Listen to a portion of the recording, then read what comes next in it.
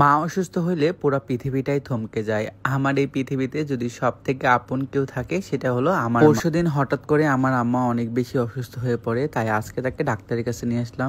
আসসালামু আলাইকুম, সবাই কেমন আছেন? হঠাৎ করে আম্মা পরশুদিন অসুস্থ হয়ে পড়ে। আমি শোনার সঙ্গে সঙ্গে আম্মাকে নিয়ে একদম রাজশাহীতে চলে আসি। যদিও আমি রাজশাহীতে ছিলাম, গাড়ি পাঠাই দিই আর গাড়িতে করে আমার আম্মা চলে আসে। আমার বাসায় আসার পরে আম্মা অনেকটাই বেশি সুস্থ, মানে আমাকে দেখার পর আমার আম্মা অনেক বেশি হাসি খুশি। এর জন্য চেষ্টা করি তাকে সবসময় হাসি খুশি রাখার জন্য। অসুস্থ হলে তো এমনিতেই ভেঙে পড়ে, বাট আমি একটু ফান করে করে কথা বলি যেন আমার আম্মা একটু হাসি খুশি থাকে। আম্মা সকাল সকাল বাসা থেকে রওনা দিছিল। আমার বাসায় আসতে আসতে 2টা, ডাক্তারের অ্যাপয়েন্টমেন্ট নেওয়া ছিল দুপুর 3টা। আমার বাসায় 1 ঘন্টার মতো রেস্ট নিয়ে এখন আমরা চলে যাচ্ছি হলো পপুলার। আমরা একটু দেরি করে বের হচ্ছিলাম যেন আমার আম্মার ওখানে যে বসে থাকা না লাগে, কারণ আমার বসে থাকতে অনেক বেশি কষ্ট হচ্ছে, আবার বসলেও আবার উঠতে অনেক বেশি কষ্ট হচ্ছে। তো এর জন্য আমরা একদম রাইট টাইমে ডাক্তারের কাছে যাই। আম্মা মূলত একটা ছোটখাটো অ্যাক্সিডেন্ট করে, মানে বাড়ির সামনে দিয়ে হাঁটতেছিল, এর মধ্যে একটা বাইক এসে মেরে দেয়। আর মাথায় অনেক বেশি চোট লাগে, মানে মাথায় রক্ত জমাট বেঁধে আছে, কোমরে লাগে, হাতের বিভিন্ন জায়গাতে লাগে, এন্ড পায়েও একটু কেটে যায়। হাতের আঙ্গুলগুলো কালচারি পরে একদম কালো হয়ে গেছে। বলতে পারেন যে পুরো শরীরের হাড় হাড্ডি গুলো যা আছে সবকিছু নড়ে চড়ে গেছে। তাই আমরা ভালো একটা ডাক্তার দেখানোর জন্য পপুলারে আসি। এখানেও আমাদেরকে অনেক বেশি হেল্প করছে, মানে আমাদের সিরিয়াল অনুযায়ী আমাদেরকে দেখায় দেয়।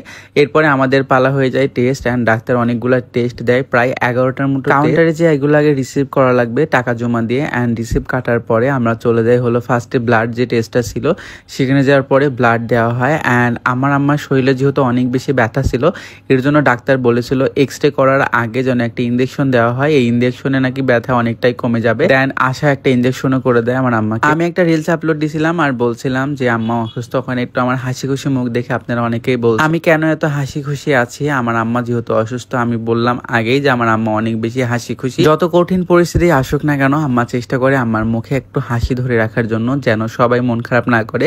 তাই আমরা একটু হাসি খুশি দেখাচ্ছিলাম আম্মাকে, যেন আম্মা মন খারাপ না করে বা ভেঙে না পড়ে। আপনারা 3 মিনিটের একটা ভিডিও দেখে আমি জানি না এত কিছু জাজ করেন কিভাবে, মানুষের পার্সোনাল লাইফ নিয়ে এত কিছু ভাবেন কি করে, আমি মোটেও বুঝি না। আবার অনেকেই বলতেছেন আম্মাকে নিয়ে বিজনেস করতেছি। ভাই, আমার আম্মা, আমরা সবাই যেহেতু এই প্ল্যাটফর্মে কাজ করি, এর জন্য আমাদের ভালো খারাপ সবকিছু আপনাদের সাথে শেয়ার করি, এতটুকুই। বাট আপনারা কেউ কেউ এটাকে এত নেগেটিভলি দেখেন। আচ্ছা, আপনার পরিবারে কি মা বা আপনার পরিবার কি নাই যে আপনারা এত নেগেটিভলি চিন্তা ভাবনা করেন কি? আমার আম্মা যেহেতু অসুস্থ, যদি সম্ভব হয় একটু দোয়া করবেন, বাট কেউ দয়া করে নেগেটিভ কমেন্ট করবেন। আমার ব্লাড টেস্ট শেষে এখন এক্সরে করা হচ্ছিল, তাই এক্সরে রুমে নিয়ে আসার পরে আম্মার সাথে অনেক বেশি গল্প করতেছিলাম এন্ড ফ্রি হওয়ার চেষ্টা করতেছিলাম, আম্মা যেন কষ্ট না পায়। এরপরে আমাদের সবকিছু শেষে ডাক্তার আবারও দেখানো হয়। ডাক্তার দেখানোর শেষে আমরা আবারও সবকিছু রিপোর্টিং করে নিই, এন্ড এখন ওষুধ নিচ্ছিলাম। আর ওষুধ নেওয়ার শেষে আমরা সবাই এখন চলে যাচ্ছি। আমার আম্মার জন্য বেশি বেশি সবাই দোয়া করে, খুব তাড়াতাড়ি যেন সুস্থ হয়ে আবার আগের মতো চলাফেরা করতে পারে। সবাই ভালো থাকেন, সুস্থ থাকেন, আল্লাহ হাফেজ।